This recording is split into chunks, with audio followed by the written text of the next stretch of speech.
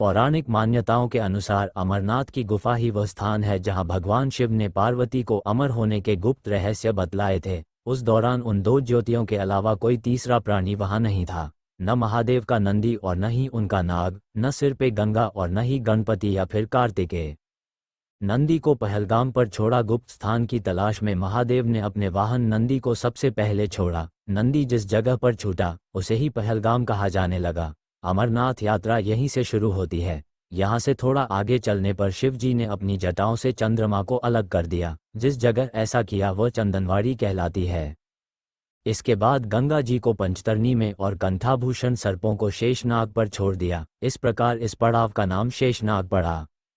अमरनाथ यात्रा में पहलगाम के बाद अगला पड़ाव है गणेश टॉप। मान्यता है कि शिव ने एकांत की तलाश में इसी स्थान पर अपने पुत्र गणेश को छोड़ा था। इस जगह को महागुना का पर्वत भी कहते हैं। इससे आगे महादेव ने पिस्सू नामक कीड़े को भी त्यागा था। जहां पिस्सू को त्यागा था उस जगह को पिस्सू घाटी कहा जाता है। शिव को बहुत प्रिय है अमरनाथ, जानिए इसकी पूरी कहानी। पवित्र गुफा में एक और मां पार्वती और श्री गणेश के भी अलग से बर्फ से निर्मित प्रतिरूपों के दर्शन किए जा सकते हैं। एक बार देवी पार्वती ने देवों के देव महादेव से पूछा, ऐसा क्यों है कि आप अजर अमर हैं लेकिन मुझे हर जन्म के बाद नए स्वरूप में आकर फिर से बरसों तप के बाद आपको प्राप्त करना होता है। आपके अमर होने के रहस्य क्या है? महादेव ने पहले तो देवी पार्वती के उन सवालों का जवाब देना उचित नहीं समझा, लेकिन पार्वती के हठ के कारण कुछ गूढ़ रहस्य उन्हें बताने पड़े। शिव महापुराण में मृत्यु से लेकर अजर अमर तक के कई प्रसंग हैं, जिनमें एक साधना से जुड़ी अमर कथा बड़ी रोचक है, जिसे भक्तजन अमृतत्व की कथा के रूप में जानते हैं। हर वर्ष हिमालय में अमरनाथ, कैलाश और मानसरोवर तीर्थ स्थलों में लाखों श्रद्धालु पहुंचते हैं, सैकड़ों किमी की पैदल यात्रा करते हैं। क्यों? यह विश्वास यूं ही नहीं उपजा। पौराणिक मान्यताओं के अनुसार अमरनाथ की गुफा ही वह स्थान है जहां भगवान शिव ने पार्वती को अमर होने के गुप्त रहस्य बतलाए थे। उस दौरान उन दो ज्योतियों के अलावा कोई तीसरा प्राणी वहां नहीं था।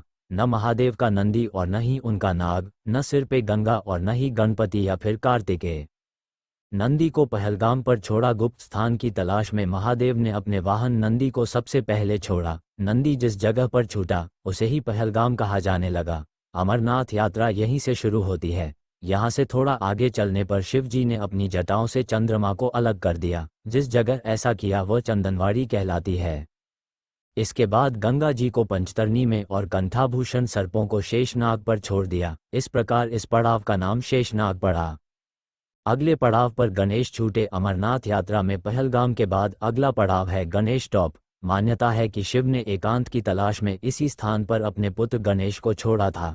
इस जगह को महागुना का पर्वत भी कहते हैं।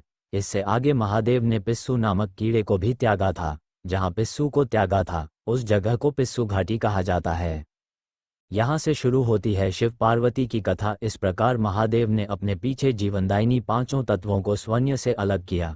इसके पश्चात पार्वती संग एक गुफा में महादेव ने प्रवेश किया। कोई तीसरा प्राणी यानी कोई व्यक्ति, पशु या पक्षी गुफा के अंदर घुसकर कथा को न सुन सके, इसलिए उन्होंने चारों ओर अग्नि प्रज्वलित कर दी। फिर महादेव ने जीवन के गूढ़ रहस्य की कथा शुरू कर दी। कथा सुनते हुए सो गई पार्वती। कबूतरों ने सुनी। कहा जाता है कि कथा सुनते सुनते देवी पार्वती को नींद आ गई। महादेव को ये पता नहीं चला, वह सुनाते रहे। उस समय दो सफेद कबूतर कथा सुन रहे थे और बीच बीच में गूं गूं की आवाज निकाल रहे थे। महादेव को लगा कि पार्वती सुन रही हैं। दोनों कबूतर सुनते रहे। कथा समाप्त होने पर महादेव का ध्यान पार्वती पर गया तो उन्हें पता चला कि वे तो सो रही हैं, तो कथा सुन कौन रहा था?